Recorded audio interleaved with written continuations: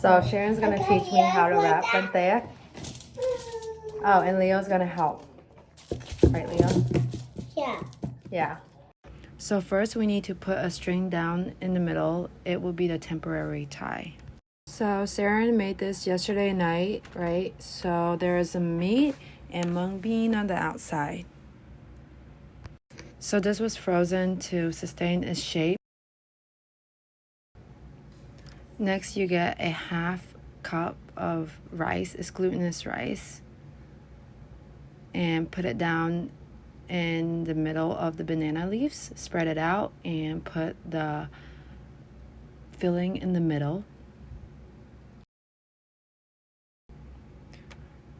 So wrap the banana leaves up like this and then add another half cup of rice on top to fill it out. Now use a temporary tie to tie it up like this.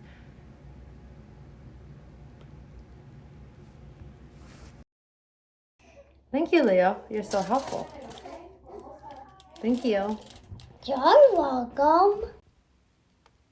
Next, you will wrap this up kind of like a present. So this is a temporary closing so that you can flip it up and fill the rice up on top.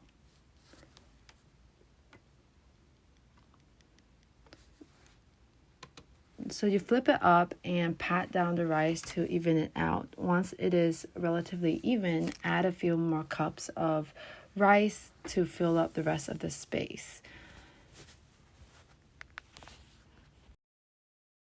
As you put the rice in, pat it so it is evenly spread, and then once it is filled up to the top, you can fold it like a present. This time it will be the final fold, so make sure all the corners are crisp and beautiful. Flip it over.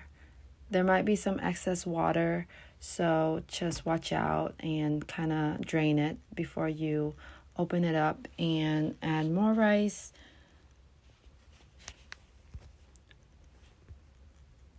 Again, make sure you pat the rice as you're putting it in, and then again wrap it up like a present.